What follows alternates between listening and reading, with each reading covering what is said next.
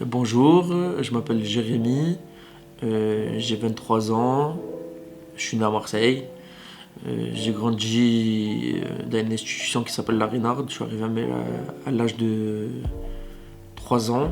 J'y ai fait toute mon enfance ainsi que mon adolescence. Et, et voilà, j'ai grandi, j'ai fait la plus grande partie de ma vie là-bas en fait. La Rénarde en fait c'est une institution où il y a des éducateurs qui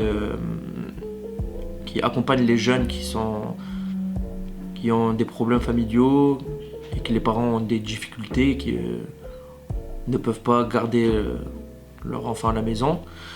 Il y a des éducateurs pour nous, on peut dire comme ça, remplacer un peu nos parents, jouer le rôle de parents, je veux dire. S'occupent de nous amener à l'école, nous faire les cours.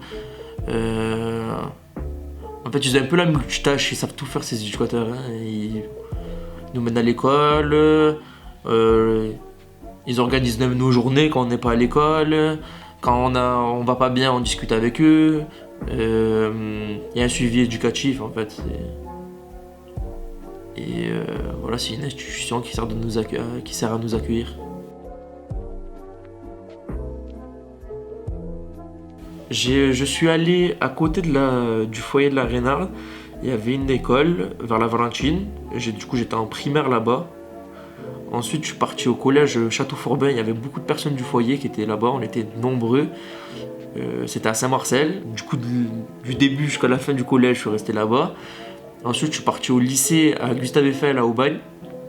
Ça s'est un peu mal passé parce que j'étais un peu turbulent. Du coup, le foyer, ils avaient besoin de me cadrer. Du coup, ils m'ont dit on te met dans le privé. Ils m'ont placé dans le privé. Et ça a fonctionné grâce à la discipline, parce que dans le privé il y a beaucoup de discipline. Les profs ils étaient beaucoup plus derrière moi et le foyer aussi. Et moi j'avais besoin d'un certain cadre pour réussir. Grâce à ça, j'ai obtenu un bac. J'ai obtenu mon bac pro commerce. Et avec mention assez bien. Et que les profs, ils me disaient... il y avait beaucoup de profs qui croyaient pas en moi, qui me disaient ouais, tu vas pas réussir et tout. Et j'ai réussi avec une note de 12,80 au bac. Et ensuite, ça m'a motivé. Je suis parti faire un BTS après le bac. C'était un BTS négociation et digitalisation de la relation client. Et j'ai pas pu le terminer, j'ai fait une seule année parce que j'avais des problèmes de santé. Et ensuite, après, je suis parti travailler. J'ai fait mes preuves dans un carrefour et je suis passé responsable d'un magasin.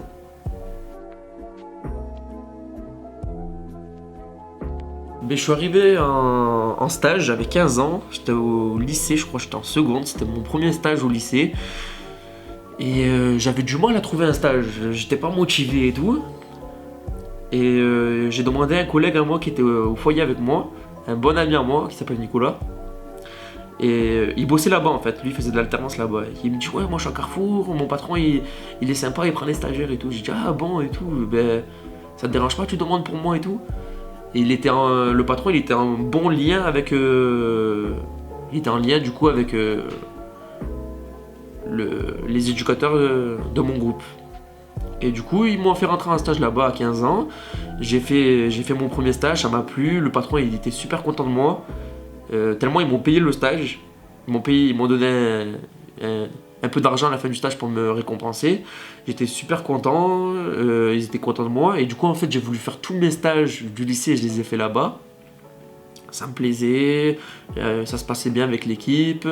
Et en fait je me disais, punaise, je suis capable de travailler, je suis capable de bien rentrer dans une entreprise.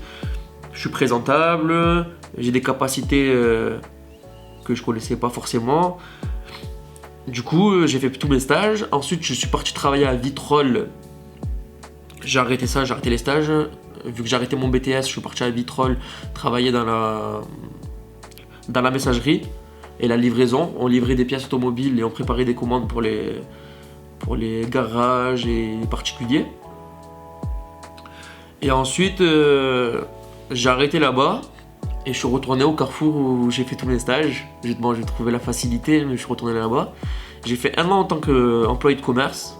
Employé de commerce, je faisais les bases, les tâches normales comme tout le monde. Je faisais de la mise en rayon, de l'encaissement des clients, du approvisionnement, le retrait des dates périmées, des trucs basiques. Et en fait, je faisais énormément bien mon travail et je suis quelqu'un qui veut toujours mieux faire et faire mieux que les autres en fait. J'aime avoir du challenge. Et du coup, j'étais ultra bosseur, tout le temps je demandais à faire des heures supplémentaires. Je participais énormément, j'étais curieux, j'allais voir les responsables, les gens au-dessus de moi. Ah, comment on fait ça, comment on fait les commandes. Je m'intéressais à des choses qu'on me demandait pas forcément de faire. Et en fait, ils ont vu que j'étais énormément impliqué. Et au bout d'1 an en contrat normal, ils m'ont demandé si j'étais intéressé pour un contrat de responsable. Et du coup, à mes 21 ans, je suis passé responsable de magasin. Du coup, je dirigeais une équipe, j'ouvrais et fermais le magasin. Et petit à petit, on m'apprenait de plus en plus de choses. En fait, je faisais plus de la caisse et de la mise en rayon. Je faisais de la gestion de l'équipe, la gestion des commandes. J'ouvrais, je fermais le magasin, je faisais la compta. Je faisais pas mal de choses. Je contactais les fournisseurs. J'allais dans des salons pour démarcher des fournisseurs. Et voilà.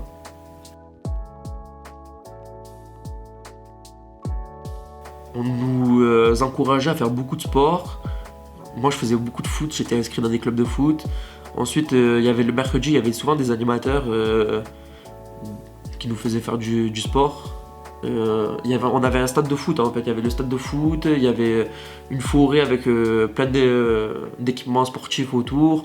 Et franchement, ouais, on était vraiment encouragés à faire du sport. Il y en avait, ils faisaient du vélo, il y avait les paniers de basket pour faire du basket, le terrain de foot. On faisait beaucoup de foot aussi. Le soir, on se rejoignait tous ensemble et on faisait du foot. Tous les gens tous les collègues du foyer, tous les garçons du foyer, on faisait du foot. Il y avait même les filles, il y avait tout le monde, on était tous mélangés quoi.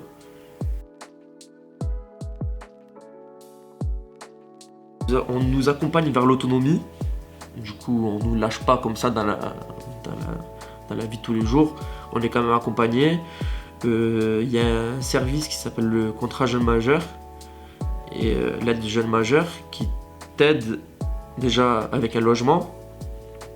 Du coup, l'institution nous finance un logement tout en petit à petit nous diriger vers un travail et une situation stable.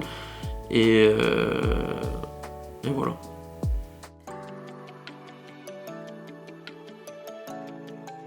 C'était magnifique en fait, c'était comme une famille. En fait, il y avait des moments où ça se disputait avec les collègues du foyer, des moments où ça allait, des moments où ça allait moins bien, mais toujours ça s'arrangeait. On était unis en fait. Quand on allait au collège, en fait, on était tous ensemble, on se soutenait. Imaginons il y en avait un qui se faisait embêter du foyer, on le défendait parce qu'on se voyait comme des frères et sœurs.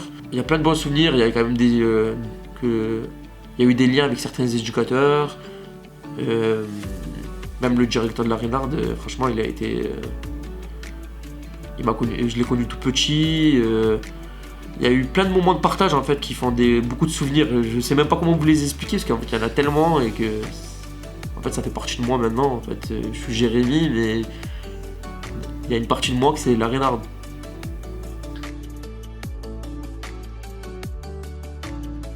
Ben moi je peux dire qu'en fait on peut venir de nulle part et devenir quelqu'un. C'est pas l'endroit d'où l'on vient qui fait la personne qu'on va devenir. C'est pas parce qu'on vient de foyer qu'on est des incapables. Au contraire en fait, c'est quand on est petit, quand on est jeune, on se dit ah non j'ai un handicap et tout, mais en fait c'est une force, on peut le transformer en force. Et on part avec un avantage que les gens qui vivent en famille l'ont pas forcément. On est débrouillard, on a une avance sur la vie en fait qu'on se rend pas compte.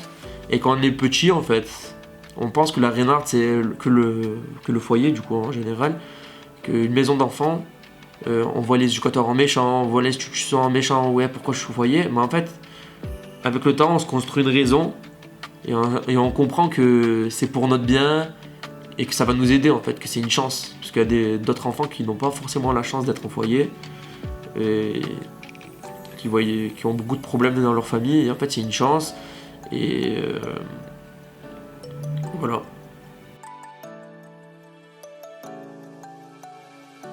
Accueil, partage, aide. Et voilà. Je souhaite remercier déjà le directeur de la Rénarde, M. Roman, Michael Roman, qui a toujours été là pour moi et qui m'a accompagné. Ensuite, je souhaite remercier tous les éducateurs, dont un que je suis toujours en contact et qui est toujours là pour m'aider, c'est M. Olivier Eken. Et toute l'institution, il y a beaucoup d'éducateurs qui m'ont marqué. Moi, je peux dire plein de prénoms, Anna, Julie, Morgane, Baptiste, Yann, Miloud. Il y a beaucoup d'éducateurs.